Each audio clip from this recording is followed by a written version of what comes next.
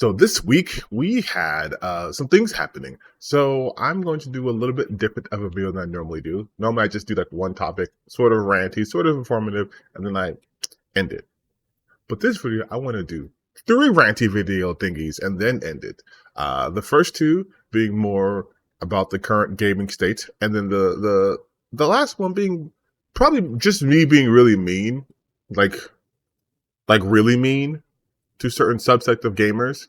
So if you guys want to see that, you can watch this whole video. I guess you can just skip ahead to like the end of the video, but watch the whole video anyways. It'll be a good informative time.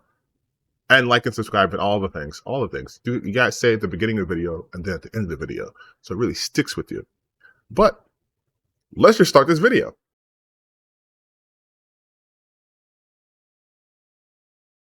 Over the last week, Microsoft has been making some headlines, mostly due to rumors being spread about how they're no longer making consoles, how they're quitting the gaming industry, they're succeeding everything to Sony, and that's all that, right? So they had to address it on February 15th, which by the time it's recording was yesterday. And man, it sure did seem like the internet was blowing things out of proportion, because ultimately what this whole thing was about was, yes, a couple of games will be going to a PlayStation and potentially a Nintendo Switch. 4 games. Just 4 games.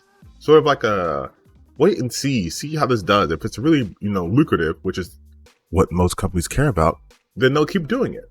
But this notion that they were going to quit the console race was insane. And they reaffirmed that by telling you guys that the next console generation is going to have the biggest technical leap in any console generation.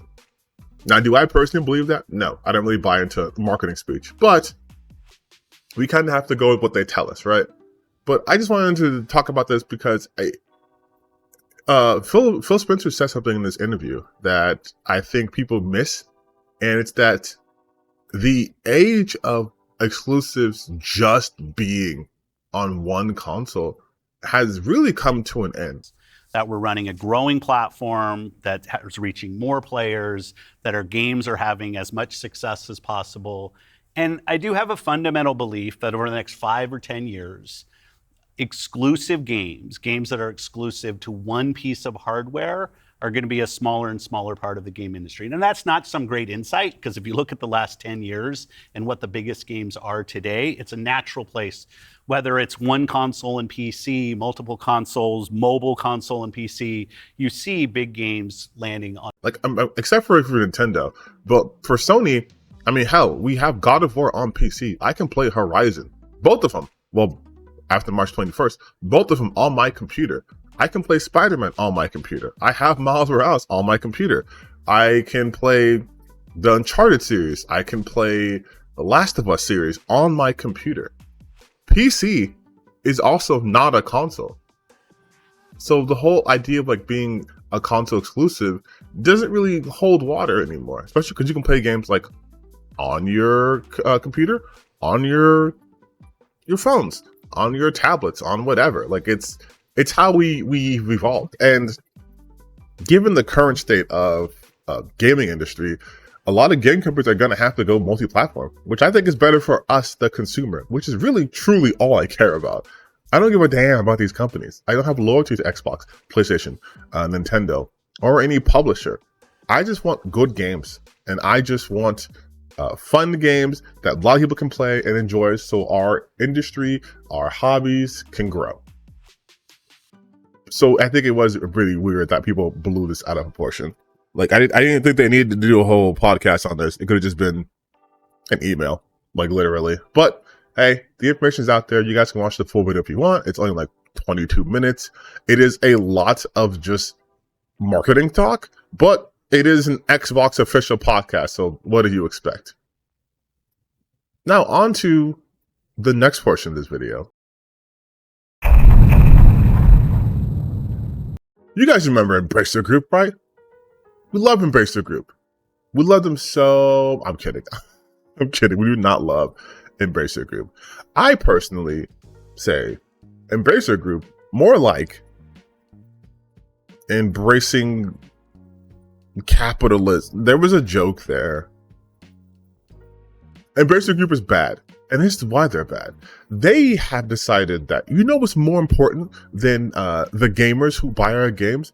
The shareholders. They make all their decisions based off of what is maximizing profit for the shareholders, which, to their defense / credit / me being fair and balanced, like I mentioned earlier, they're a company, a corporation. They only care about the bottom line. But to be at this point where we're just saying the quiet part out loud is a bit jarring, because yes, game companies exist to, I would say, do two things: make video games and make money off of said video games. But with these companies that have shareholders, it's really about the shareholders making money, which is why you get games that come out in like broken ass states for the most part, because they want to appease shareholders, because they need to have these games come out by certain fiscal quarters, or the shareholders don't get their monies and bonuses and yada, yada, yada, and third. But what makes this especially heinous is the CEO of Embracer Group said that people need to go through layoffs. People just listen. I think people gotta just lose their jobs. I think people just gotta lose their jobs. It's so good for the soul. How do you even compare your life if you haven't gone through a layoff? It's something everyone should have. It feels super good. It builds character. And most importantly, it makes me, the CEO of Embracer, more money because I don't have to pay people. Even though I made the bad decisions and overinvested in certain things, I shouldn't have to suffer. You should lose your job. And it's a good thing. You'll thank me later when you find another job in this increasingly unstable industry. And I had mentioned in a previous video about mergers and why mergers are bad. And another reason why mergers are bad is because it leads to them doing cost-cutting measures that leads to, I don't know, the canceling of like 30 games. Just like 30 games gone. Never is to be seen again. And they're also considering selling off another game franchises like Borderlands, all stuff too. And it just perfectly encapsulates the problem with the gaming industry now. Now that people can officially say that gaming is a billion-dollar industry, you have vultures just coming in trying to squeeze out as much value out of it without producing anything. And then once it's sucked dry, they just throw it away and keep moving. Like 30 games being canceled, I want you guys to really listen to that. Each game has development teams, right, dedicated to it. Large teams. You have people who, you have people who are doing the coding. You have the designers, environmental artists, the people who are writing the games. Depending on how far it got to production, you have voice actors, you have motion capture, you have animation, all those things. People working on it for months at a time, allocating resources just to be like, gone, canceled. If you want to talk about it from a non-game perspective, similar to what David Zaslav is doing for Warner Brothers, where you have movies like Coyote versus Acme or Batgirl that just get canceled, don't even see the light of day, just whoop, tax write-off. People who worked on those things, people who dedicated months of their lives to this project, put their passion into it, just gone. Why? Because we need to make all the money in the world and we don't want to give you money. So we're going to just can it, take us a tax write-off. Same thing happened in Embracer Group. They have overinvested, so they're going to try to recoup some losses. But the problem is they have bought up so many studios that, like, again, 30 games being canceled is insane. It's insanity, and this is not sustainable. But, I'm sure we'll see better news and not, more companies being deleted and more people losing their jobs. I'm sure that will not be the case. Okay, so here's the mean part. Here's me being mean. First, I'm gonna say this. Lara Croft, love her. I'm gonna get the remasters, and she got a new redesign. Let's give it up. Let's get up for Lara Croft with a new redesign, which is basically just like an alteration to her first design, which also looks like her design in the Call of Duty Operator patch. But whatever, she looks good. She looks good. Unless you're these guys. Unless you're these people who just seem to have a problem with women in general. And yes, I'm going to get a little bit political here because, hate to break it to you guys, but Politics is everywhere. Politics is definitely in gaming, and it's not because of the leftists or the dirty libs. It's because of people like this who like to use the terminology like modern women and the woke agenda. So these people who have never known the touch of a woman are upset that Lara Croft isn't attractive anymore. I don't know. They're being weird. They're being real transphobic. They're being super gross and creepy. And my whole thing is, this is a digital person. Like, not real, right? Not a real person. So for you to be so pressed that their perceived hotness or attractiveness isn't where you want it to be is weird. You guys are losers. This is me being mean now. This is loser energy behavior. This is jobless behavior. This is, I need to borrow money from my girlfriend who definitely is real and I'll pay her back behavior. Because what is this? Why are you guys getting so mad about this? First off, she's not even ugly. It's like they've never seen a woman in shape, or basically a woman.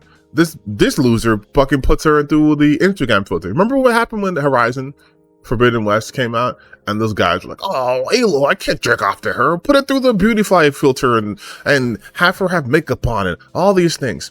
And yet, these are the same guys who get mad at real life women for wearing makeup in places like, I don't know, the gym or in life. Yet you expect these characters who are supposed to be adventurers, one in a post-apocalyptic environment, the other is a Tomb Raider, and you expect her to be wearing foundation and have fucking clear skin and lipstick and her hair blown out and eyelashes and mascara. It's like, what is wrong with you guys? You cry over realism, and then when they give you anything close to it, it's like, oh, wait a minute, actually, I need her to look like she has a robot face and looks like looks like fully AI creation. Like, what's wrong with you guys? And that's why they're praising Stellar Blade. Now, I would play Stellar Blade if I had a PS5. I didn't buy a PS5 because there's really not many games that warrant me buying a PS5. But if this eventually comes to PC, I'll definitely play it. It looks like something like along the lines of Nier Automata, which I love. But these guys are gassing up. And not just these guys I mentioned here, but these guys online are just gassing up Stellar Blade. If you look at Stellar Blade, the people talking about it, it's just, oh man, the Japanese, they know what we want. These Western women, these people from the West, they're ruining everything. We want hot girls and this and that. And I'm like, I just want a good game. I'm not a loser who needs a girl to be hot in a fucking video game. There's a real life. You know, you can have relationships with real people. You're also on the internet. There are certain sites you can go to that have the hot girls that you want, doing the things that you want. And a lot of the time for free. But you guys want this out of video games, and you get so mad that not every game is basically your jerk off material. That is some loser shit. Stop being fucking losers, please. Jesus Christ. Gamers have enough of a problem online in terms of image with saying like death threats to developers. Also death threats to voice actors. Also death threats to lots of death threats in the gaming community. That's a problem. But you losers aren't helping. You're so mad that you can't beat yourself to Lara Croft. Jesus Christ, just find an old image of her online and do it. But this current redesign of Lara Croft isn't even ugly. Like, what? I don't, that's just some fucking loser shit, bro. Like honest to God, this is like you've never been touched, you've never touched grass, you've never seen the sun type of behavior. This is basement dwelling. No, I wouldn't insult basement dwellers like that. This is subterranean dwelling behavior. And it is fucking gross, man. Like, holy shit. Get some help.